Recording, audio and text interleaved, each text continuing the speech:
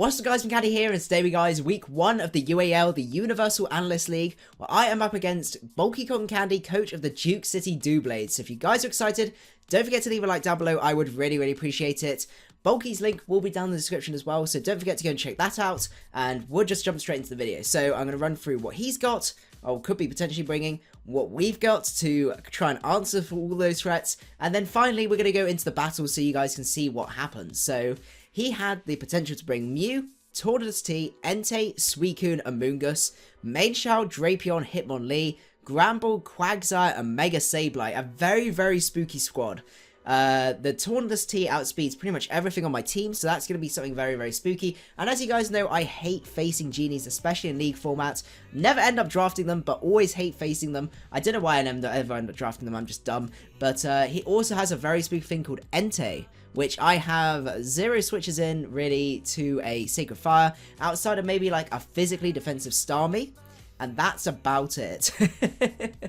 I had to watch out as well, things like the Hitmonlee could be very spooky if it was an Unburdened set. So, especially as well with the Mienshao, 2 big powerful high jump kickers that could both be scarfed or even sort of life orb wall breakery. So it kind of forced me to bring some sort of ghost type to try and handle that. M.Sableye as well, a huge issue. I do have the Diancie though, which is a really good answer for it, but still, if it gets a few card mines up, it could still be a big problem. The Suicune as well, card mining, yeah, basically there's loads and loads of issues, and lots of different things that could put a lot of pressure on my team, especially, as I said, the Mew, oh well, I haven't said, but the Mew as well can be very scary if that's like a nasty plot set.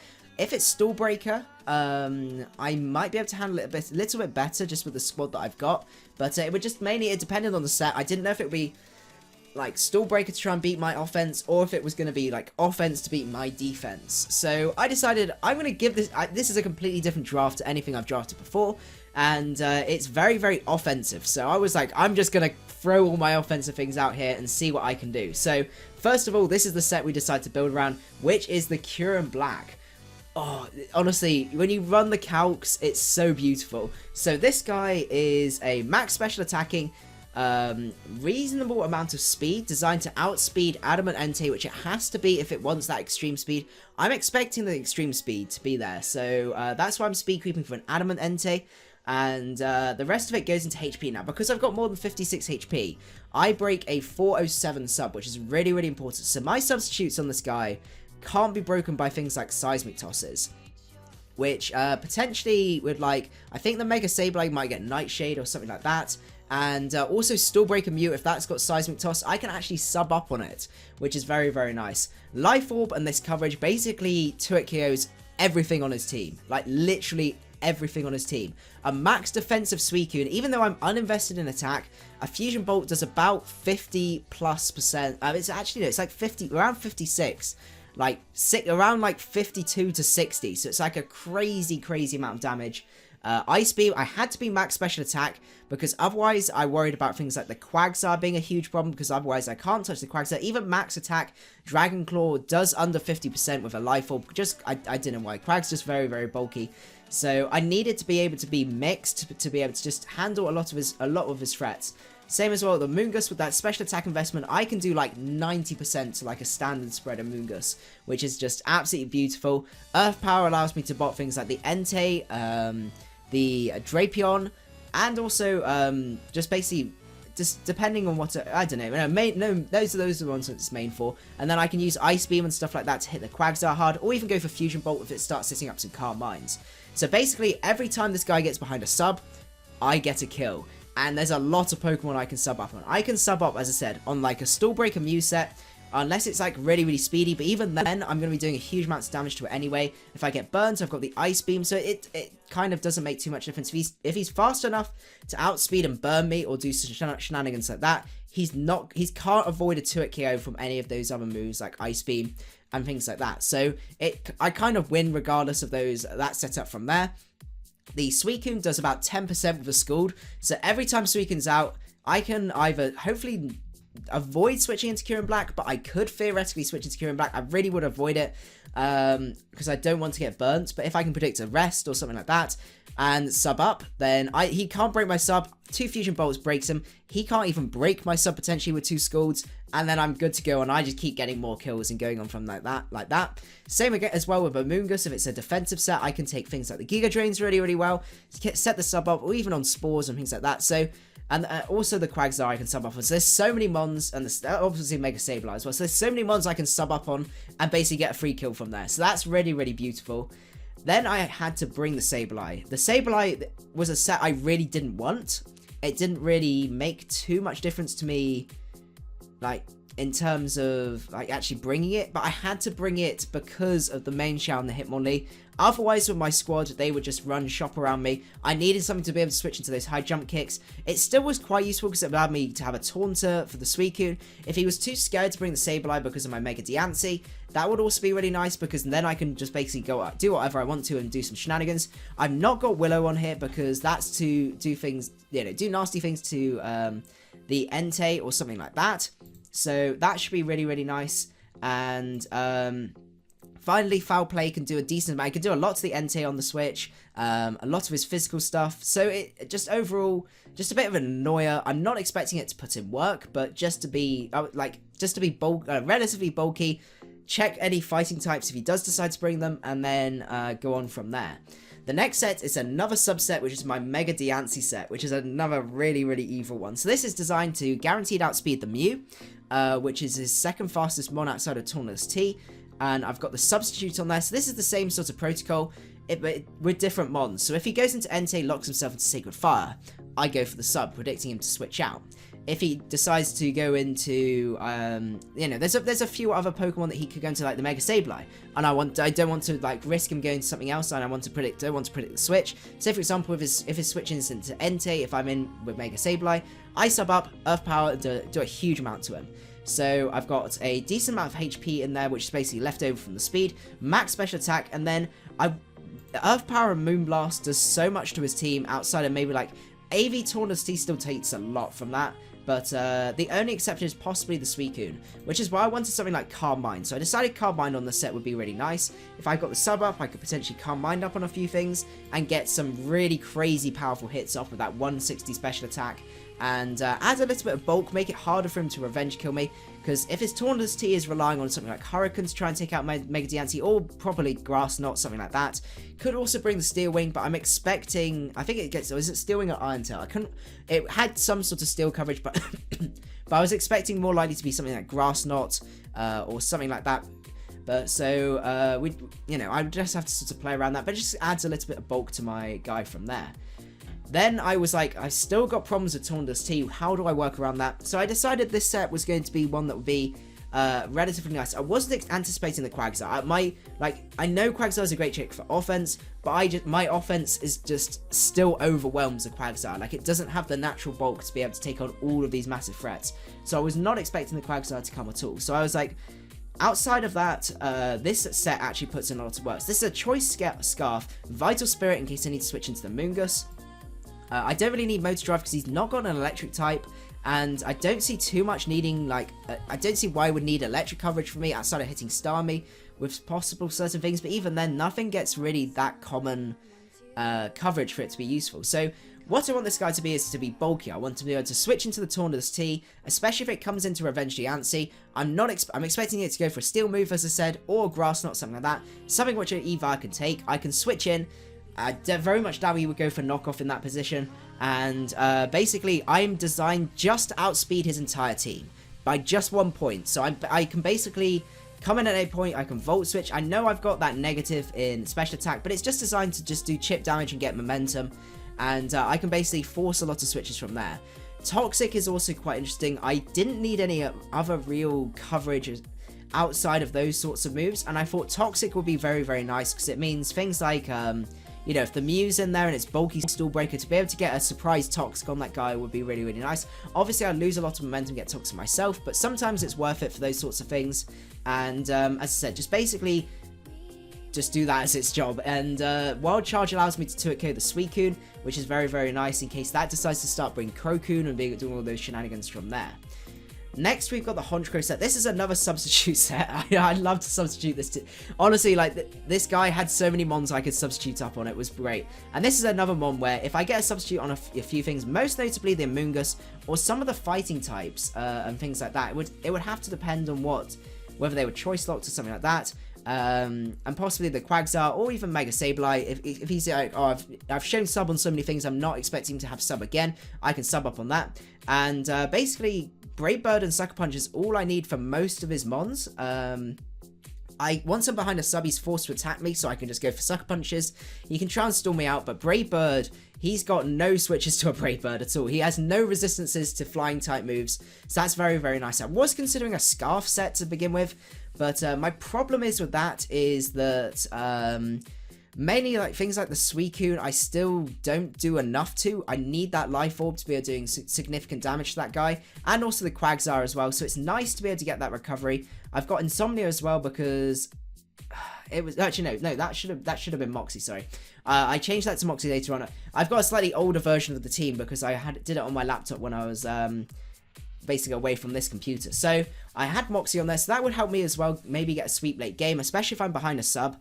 And Life Orb Brave Bird just rips through the team. So I've got 3 very, very powerful sub-offensive mons that can sub up on most of his team depending on the Pokemon. And literally each time they get a kill from there. So that's going to be really, really cool.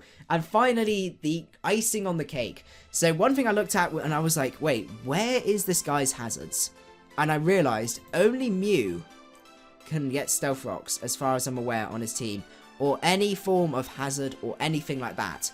So that's absolutely huge, because now I can bring a Scolipede with Focus Sash, and I know I can pass those boosts. So I've got a mono attacking, if I remember rightly, actually this was actually something, no, I did have max HP on this guy.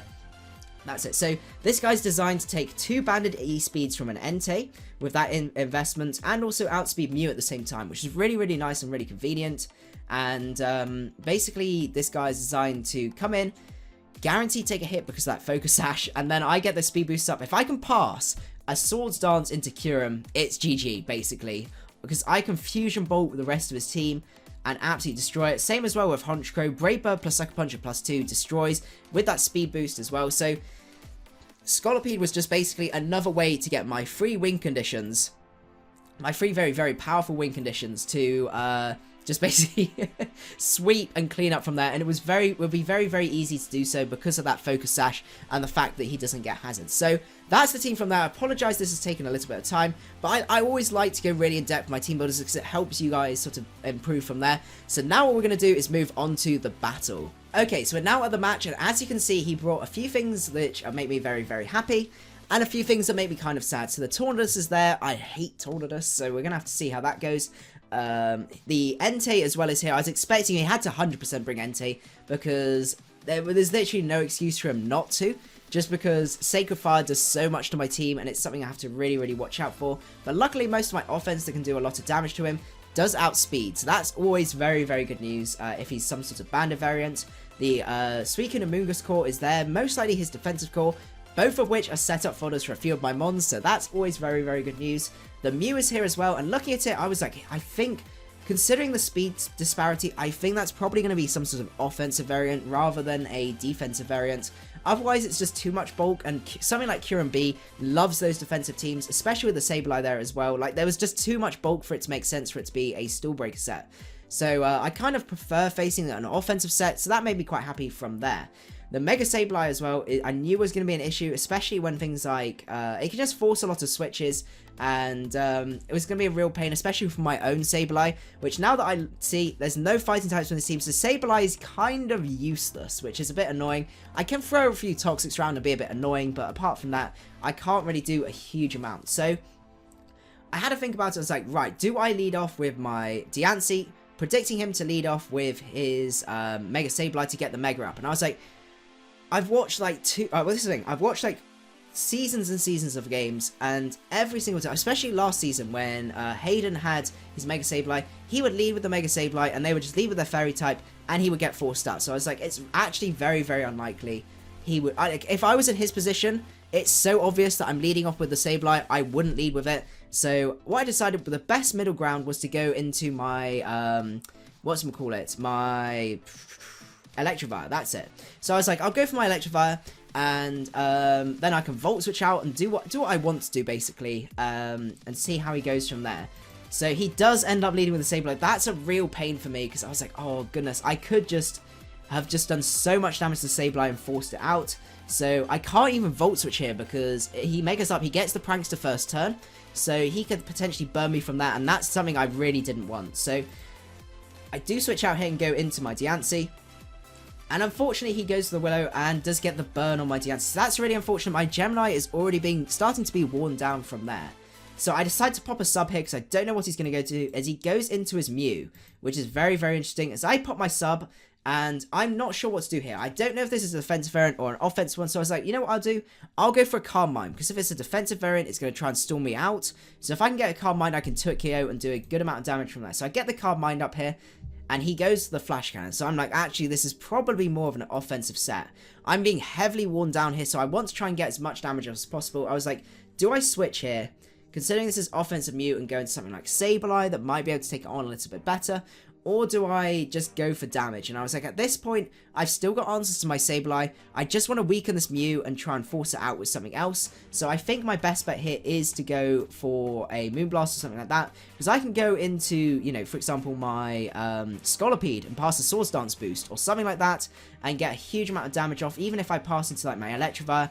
If I can get a good, you know, a few Swords Dance up, I can just go straight into my, you know, even with Amoonguss around, Wild Charge is going to be doing a lot to most of his team. So that was kind of my thoughts on that, or even just, you know, pass it to Honchkrow or something like that.